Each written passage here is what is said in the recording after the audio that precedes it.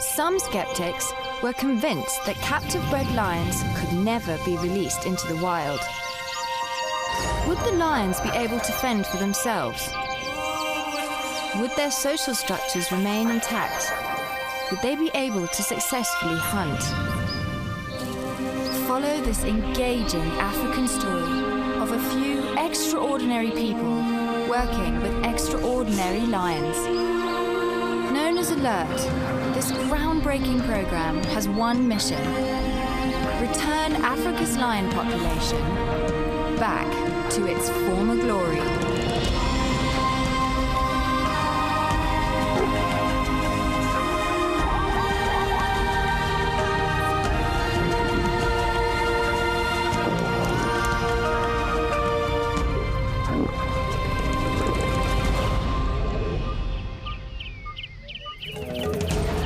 Coming up in this gripping episode, we get a first-time peek at the adorable additions in the denning enclosure. Lewa and Naimi take their hunting skills to a new level and tackle a kudu. Find out what Ray's doing with hyena poo. A historical kill is notched up by the pea lions. Bloodthirsty and Gamma Pride strike again. Meet the tiny cub's new dad. And Kwali takes a nasty bite to the cheek. Can she hang on to her prize?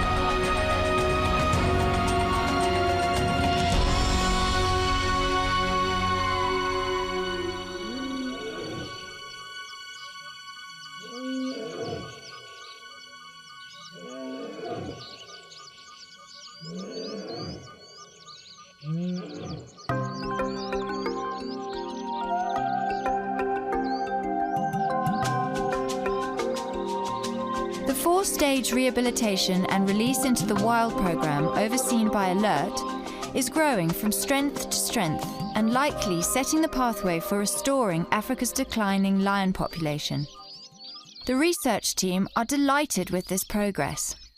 Today's kind of a pivotal moment for the Pride. 81's turned, Wakanaka's turned 18 months old.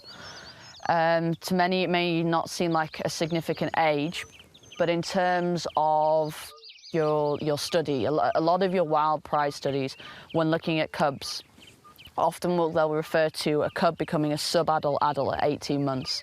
This is almost a cut-off period from when a cub is in danger. Up to about 12 months old, a cub is still at risk from so many environmental stresses. Other lions, hyena, elephant, buffalo, birds of prey, snakes, a vast array of things. And reaching 18 months, they are completely out of that danger zone and stuff. And now she's in that transgression period where she's going to become a fully fledged Pride member, a full lioness. So it's really exciting for us. It just highlights how successful this program is. She's such an important cub and she has no idea. And we're seeing the same, seeing the other cubs in the Pride thriving just as much, and hopefully we'll be celebrating their 18-month-old birthdays as well. But it's important that the people realise how important this programme is and what a difference it is making. And Wakanaka's kind of a flagship for that. This groundbreaking programme, called African Lion and Environmental Research Trust, also known as ALERT, is growing from strength to strength and likely setting the pathway for restoring Africa's declining lion population. The research team are delighted with this progress.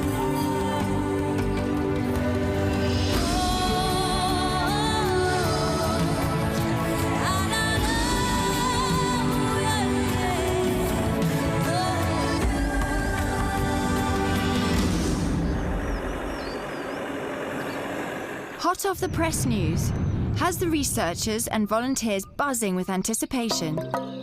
Soraya has produced 3 adorable cubs, and she has brought them out into the open for the first time, and it's a great cause for celebration.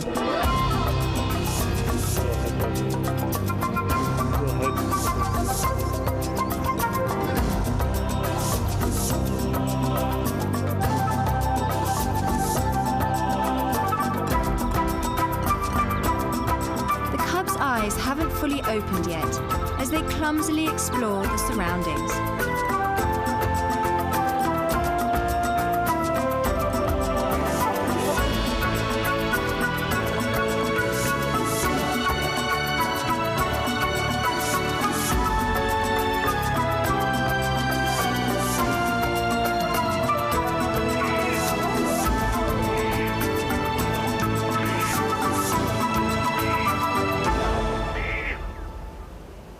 Moving over to the breeding enclosures, it's breakfast time, and the volunteers have to get their hands dirty.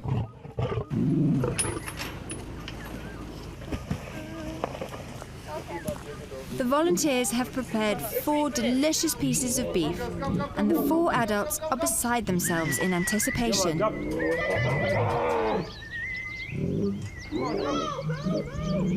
you want the management left open?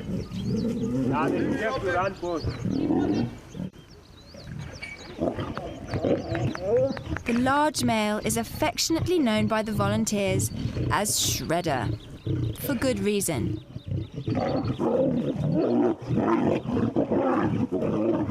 Shredder has 2 rules. 1, he must at all costs have the largest succulent piece of beef. And 2, Shredder does not enjoy being watched while dining. Boyfriend.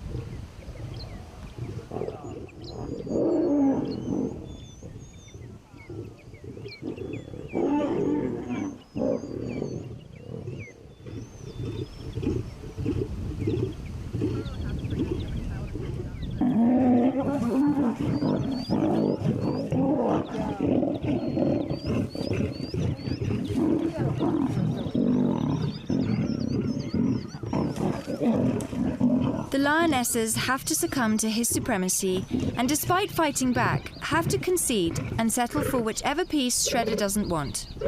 It's a man's world out here.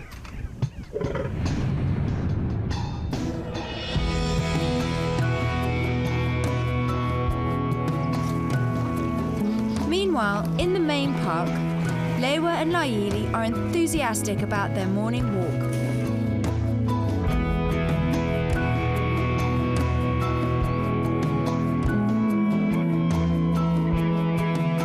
The elves are at their playful best this morning.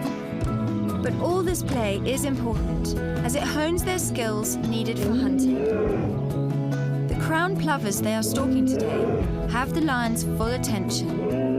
But that's part of the plan for the birds, as they distract the elves away from their nest.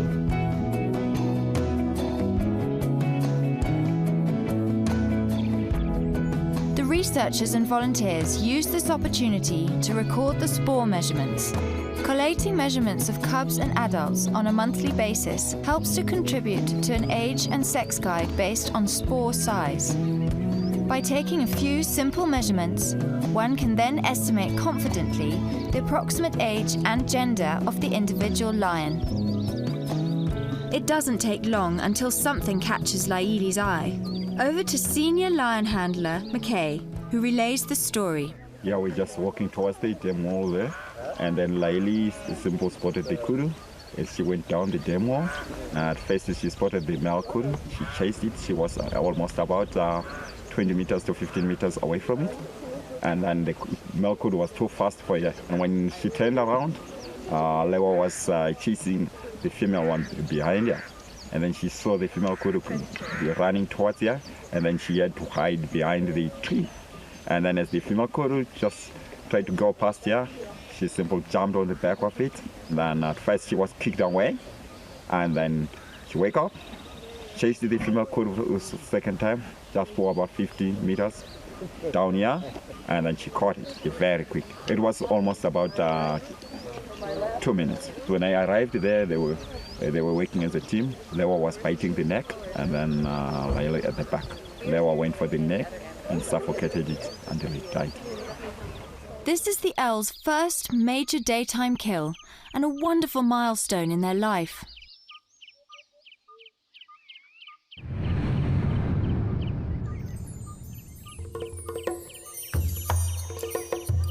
It's one of those lazy days at Antelope Park, and everyone seems to be nodding off.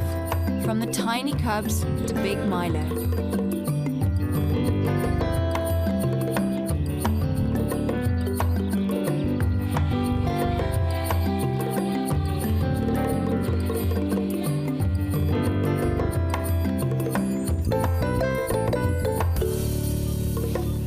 However, two of the Ngama cubs, Anopa and Amadi, have no intention of keeping the peace.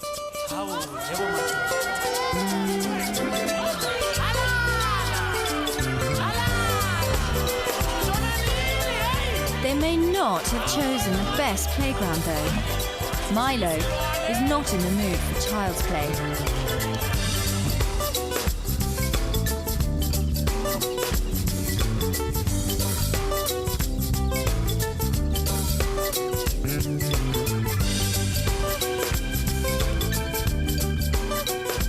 Despite multiple warnings from Milo, the cubs just can't resist, and Milo is forced to find another siesta spot.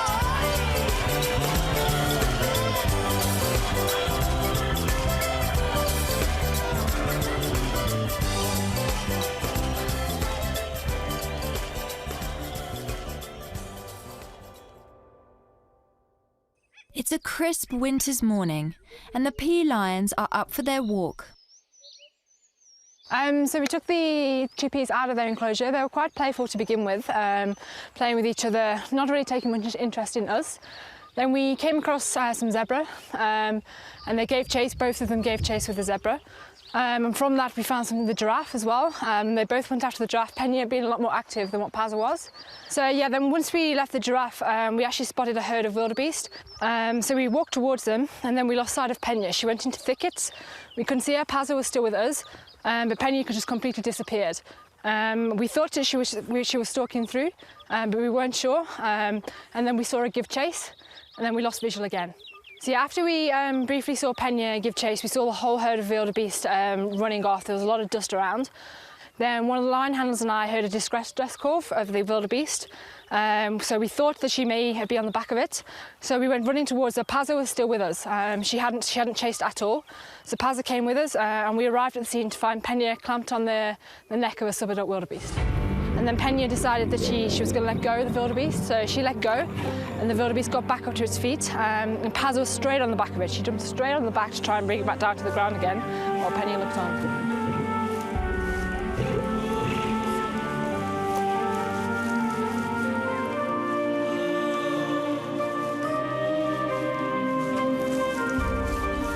Up until now, the peas had only killed small prey, such as water monitors and hares. So this is a huge upgrade in the food chain.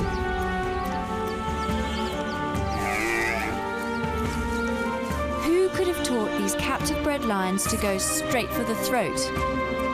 This is pure instinct, and they've simply been given the chance to do what lions do best.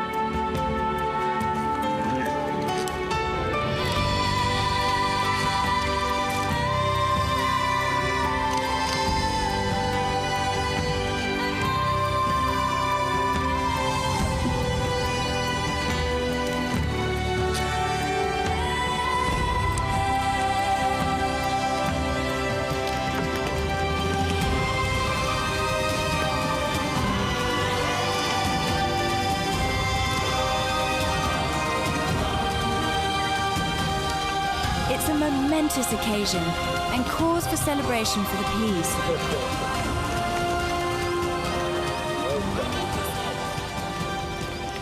We leave them to feast on their prize and visit the 3 new cubs.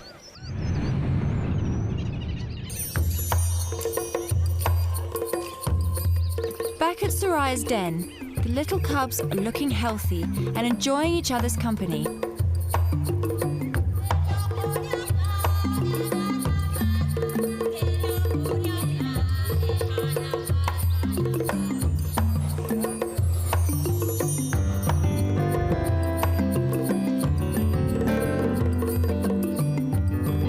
Part of the Stage 1 programme, the time has come for a bit of a shock in their lives, as Dan explains. Right, we're here at bush enclosure today with Soraya and Sahara. Soraya is the mother of 3 cubs. The cubs have been with the mother for the last 3 weeks. Very important that they stay about 3 weeks with the mother for colostrum, which is something the mother produces. Helps the cubs be extra healthy. We're going to remove the cubs today. Reason being is if you leave them in any longer, they will become very attached to the mother and they don't become attached to humans, which is exactly what we need to facilitate them to feel safe in the first stages when they're hunting.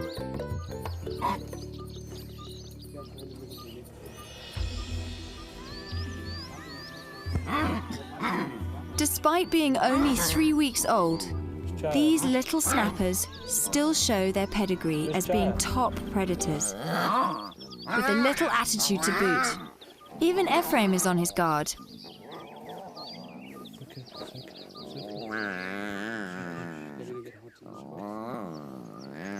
Ephraim handles the cubs as their mother would.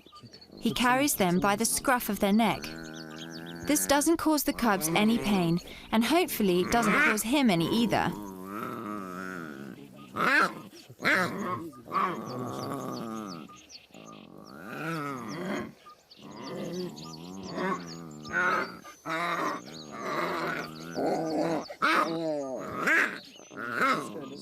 One last fighter in the box, and they swiftly move them off to their new home.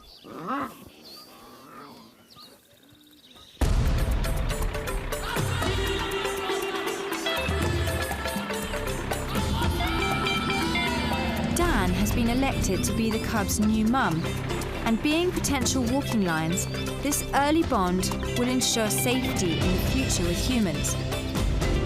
Being midwinter, the cubs will spend the first week at Dan's house to keep them warm and well monitored. Because Dan's name begins with D, these cubs will be the D lions. Dan has named the 2 females, Darla and Disa, and the male, Dingani.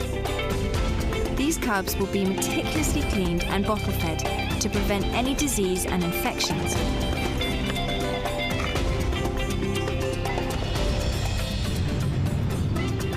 We leave the very capable Auntie Dan and visit the Ngama Pride in the release site to find Narnia scurrying up a tree for a better view of the surroundings.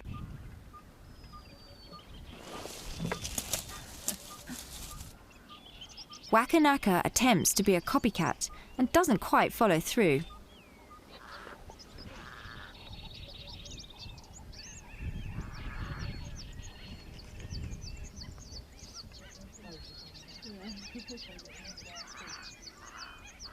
Ray has an interesting experiment for the Pride today. We've come into the release site this afternoon with a nice big bag of hyena poo that was donated to us kindly by an associate. The plan is basically to test out how our prides here react. The pride here are in stage 2. They are yet to encounter predators and competitors such as hyena. That will be stage 3. But we just want to see, is there perhaps some sort of instinct, some competitive instinct. We've deposited 3 lots just by the waterhole here. The lions have just fed on a zebra, so now they're going to be lazing around here for the afternoon. We've had Nala already come up and had a few sniffs of a couple of the piles. She's grimaced as expected, and then she's moved off, not shown a vast amount of interest. What I'm really looking out for is the cubs. Obviously, they're going to be the most curious of the pride.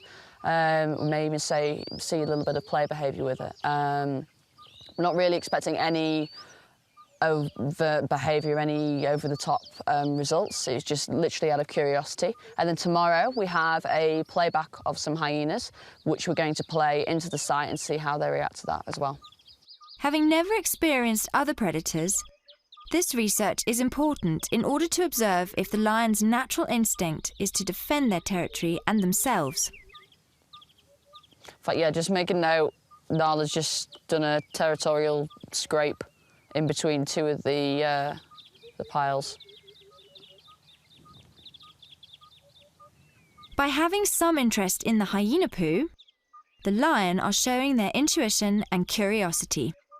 But with no threat to be seen or heard, the pride relax and continue with their play.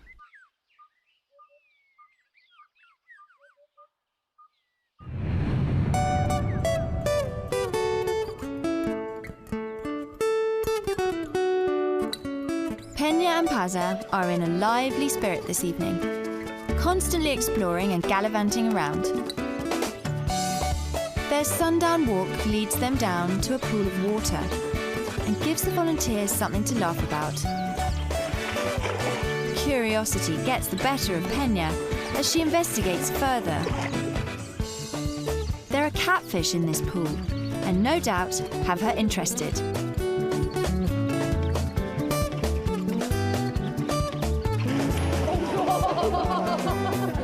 Pena, although slightly embarrassed by her mishap, is still intrigued by the catfish in the water.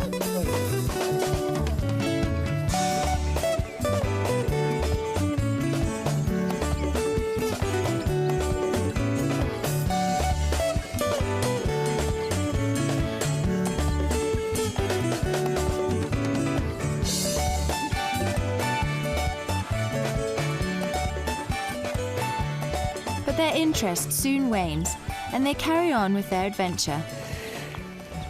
Antelope Park has been established for over 20 years, but their programme was not a planned project, but rather evolved by chance. Nathan explains. So this release program was established. It was established here at Antelope Park, sort of by accident really. The owner, the current owner of Antelope Park, somewhere or another got some cubs, lions that bred in his enclosures. It's not uncommon for wildlife anywhere, in captivity or in the wild, to abandon their offspring for whatever reason. It's something that happens. If animals are not perfect, they don't generally belong in the bush. They don't survive long. Lions have suffered a staggering 80 to 90% population decline since the 1970s and have vanished from 83% of their possible range. The increased media attention surrounding the lion's plight ignited the rehabilitation and release into the wild programme.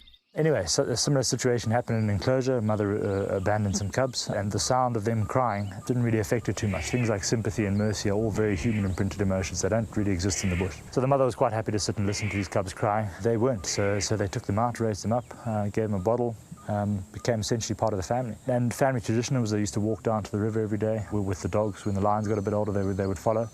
And the natural instincts of these animals, when they came across game, started to come out, started to show through. As they were getting a little bit older, they were getting better at it. They were getting more exposure to it. And that's really where this all started, where this release program started. In the very near future, with the collaboration of African governments, Antelope Park and the Alert Programme will release lion back into their natural habitats in countries where lions no longer exist.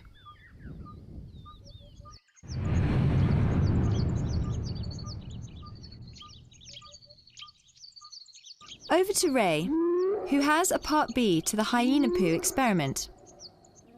In order for the lions to associate the poo with the appropriate sound, Ray has arranged a hyena call recording to play from 3 kilometers away. The reaction is immediate.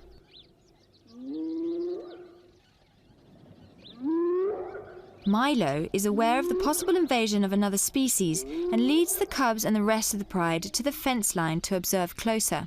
Di, come in. Guys, that's fine, you can switch off. Thanks very much, you've got all the lions' full attention.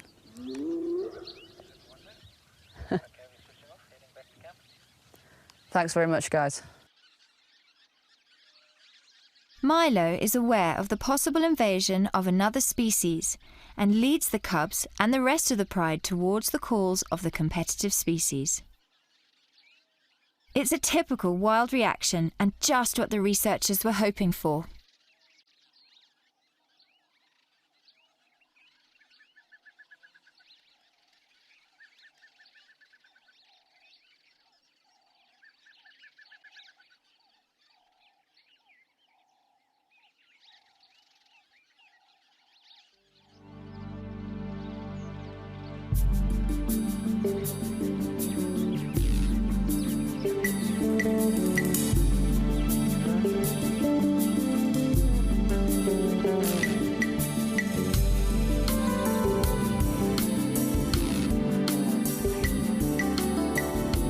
As the pride wait patiently at the fence for any more hyena calls, the cubs take on the termite mound to pass the time and amuse themselves well into the evening.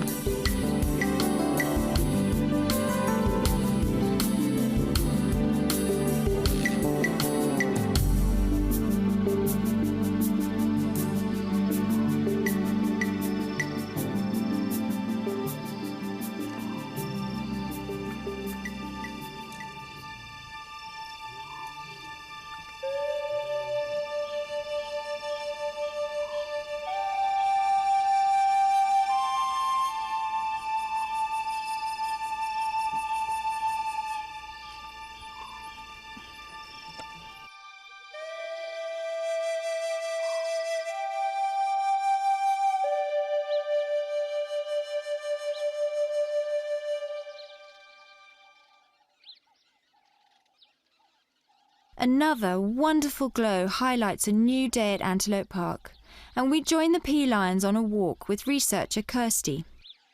Okay, so the wildebeest really was the chippies. It was their first big kill. They'd made smaller kills before, so now we're seeing a completely different attitude with these guys. So they've now realised, you know, what walks are all about, and they're much more proactive when it comes to hunting.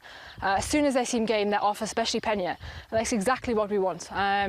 That first kill, the first big kill, is so significant in their lives, and from now on, that's going to encourage them to go off and hunt more and more, and utilise the time out on walks for hunting rather than just playing and sort of resting.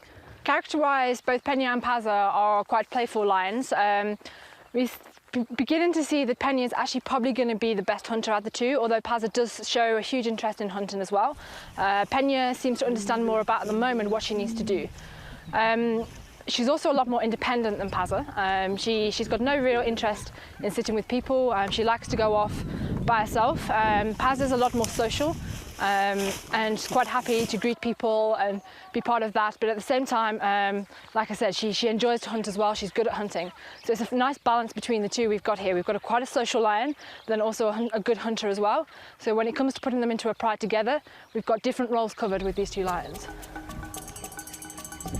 Moving over to the L lions, they too are developing a lust for hunting and continue pursuing the zebra.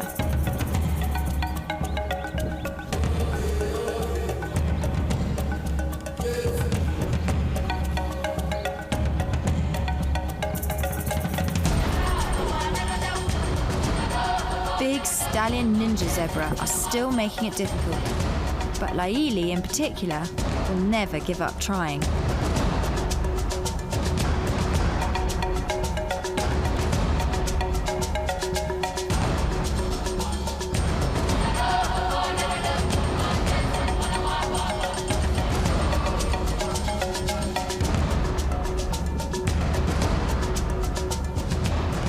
It's just a matter of time before the zebra make a mistake and create opportunities for the lions to target the zebra foals.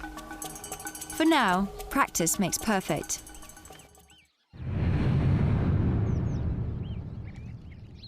However, the Ngamo Pride in the release site are already a thriving strike force and currently have their sights set on zebra.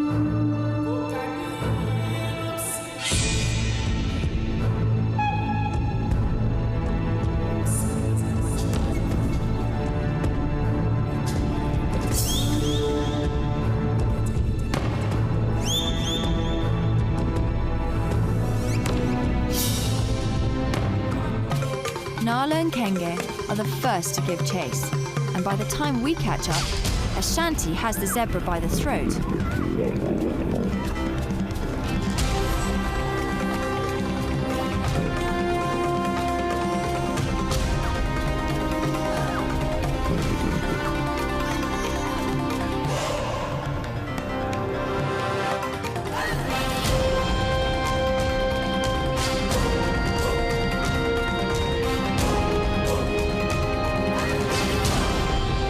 Meanwhile, 1 kilometre away, the rest of the pride are resting by the waterhole, unaware of their sister's success.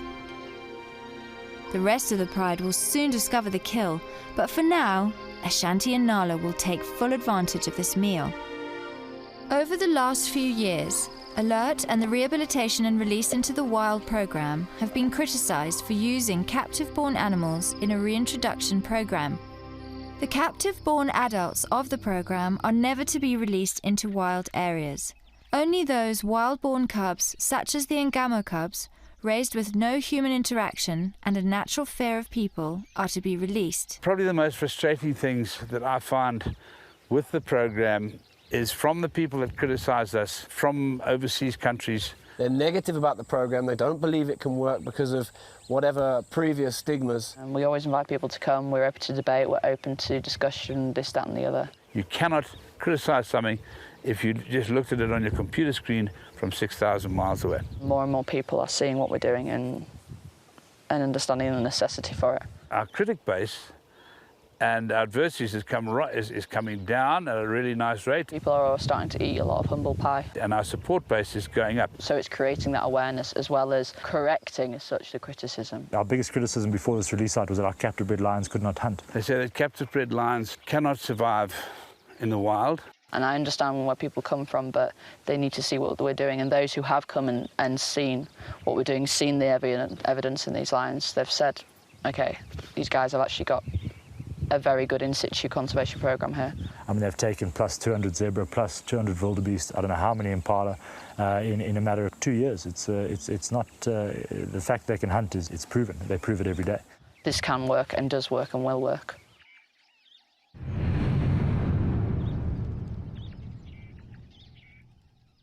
The following morning shows the Ngama pride drinking close to where they killed the zebra last night.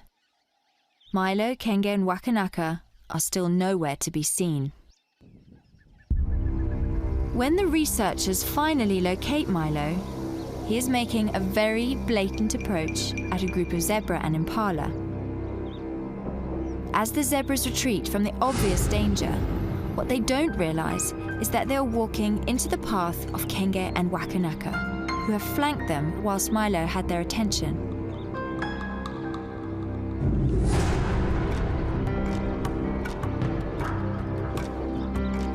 The chase is on, and even Milo is showing intent.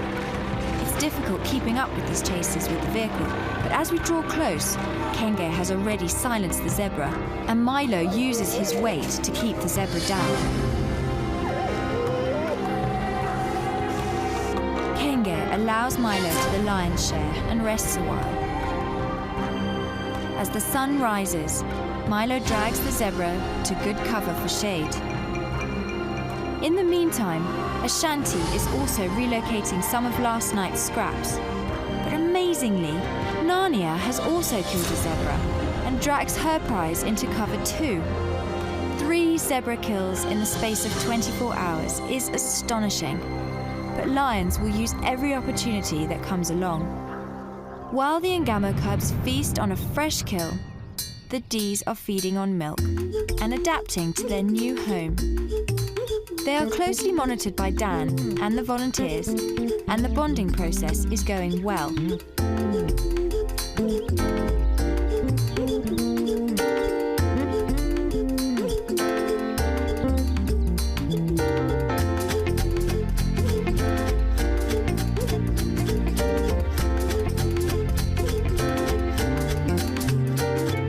This early age, their teeth are razor sharp, and the cameraman gets a wake-up call.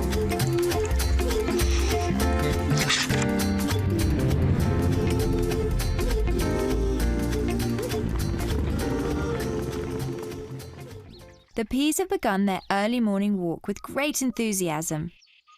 Play is high on their agenda as they haven't seen much game today.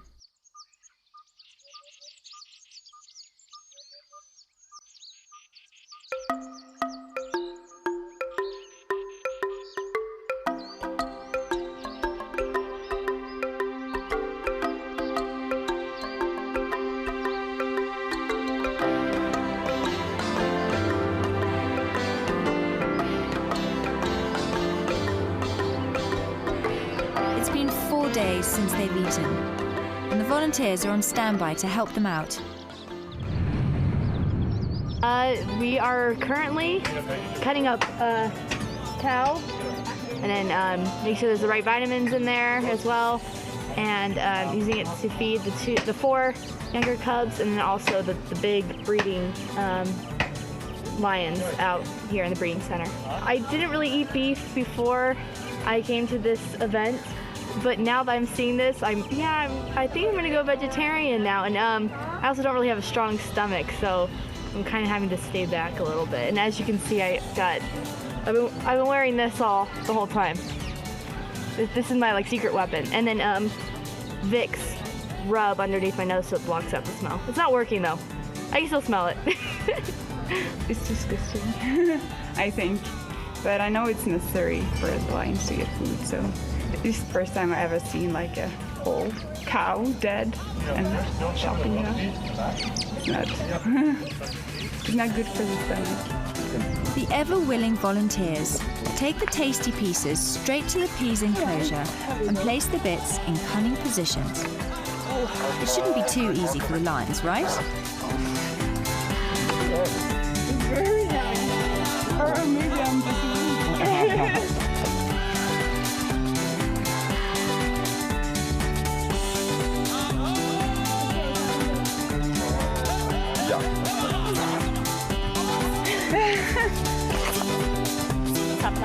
So there's I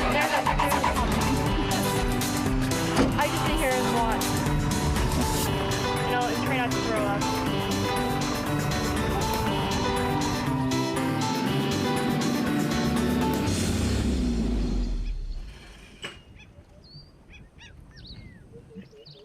On cue, Pena is up the tree in a flash, while Pazza takes a little time to spot her piece.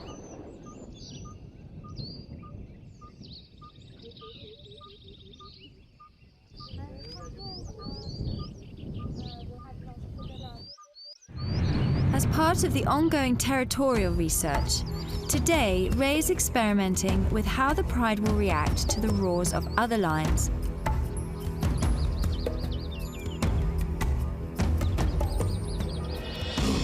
Can you guys hear it? Gary, please come in. Confirm it's playing on full.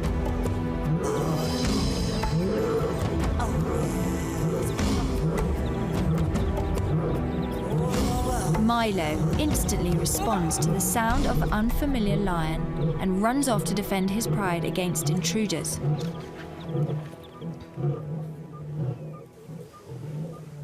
And he's off. Good lad. The rest of the pride follow with interest, and Ray is delighted with this reaction.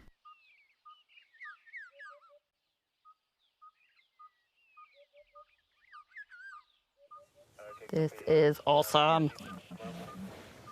Okay, we've just performed our 5th territorial study using a playback of 8 lions, a mixture of males and females. What's been really interesting, we've had a much more full-on reaction from the whole pride. Milo led all the females towards the fence line where we've played the recording.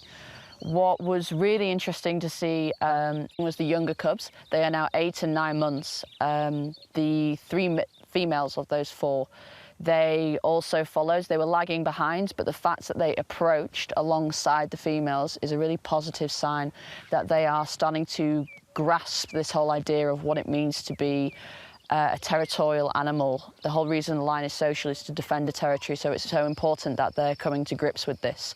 And 8 months is that kind of period their female cubs will actively partake in this. So overall, a really, really good experiment.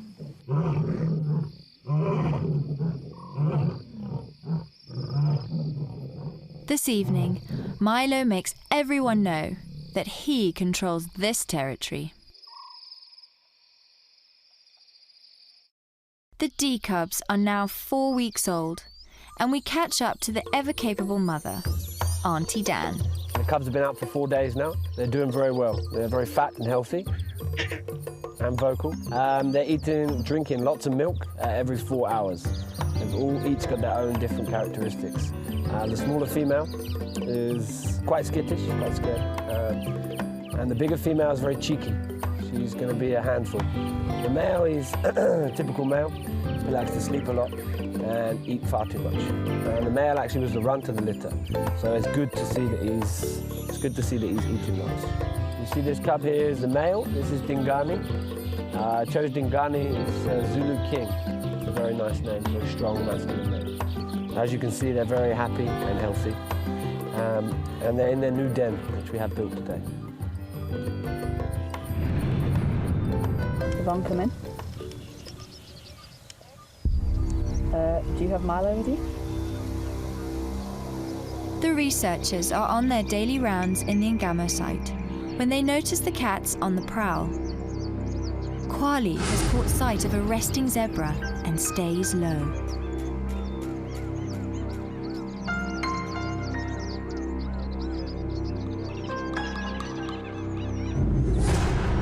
With the element of surprise and good grass cover, this should be an absolute gift for Kwali.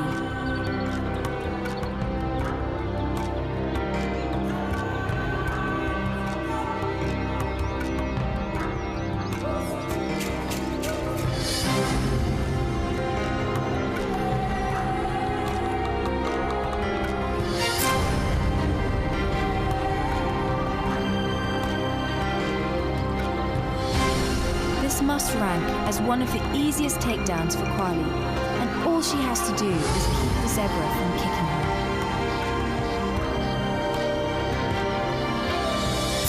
The zebra's last defense is a nasty bite to Kwali's cheek, but this has little effect as the zebra surrenders to the big cat's grasp.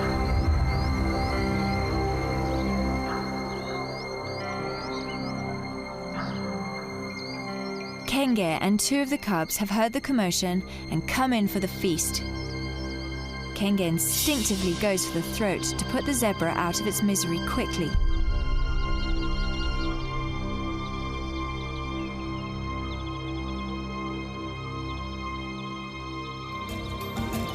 It's been a bloodthirsty season for the Ngama Pride this winter, and nothing will slow them down. This pride have become very capable hunters, and it won't be long until they're ready for stage 3, where they will share a reserve with competitive species, such as hyena, and have bigger prey variety like buffalo.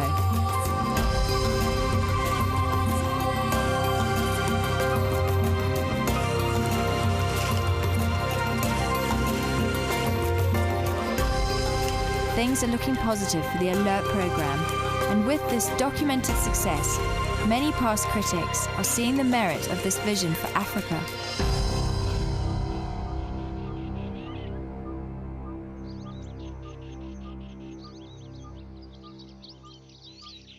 The next episode promises to be jam-packed with much excitement when Penya and Paza encounter a python. The adorable Dees go on their first bush outing. Lewa and Laili keep the zebra on their toes. The Ngama girls have pretty nasty table manners.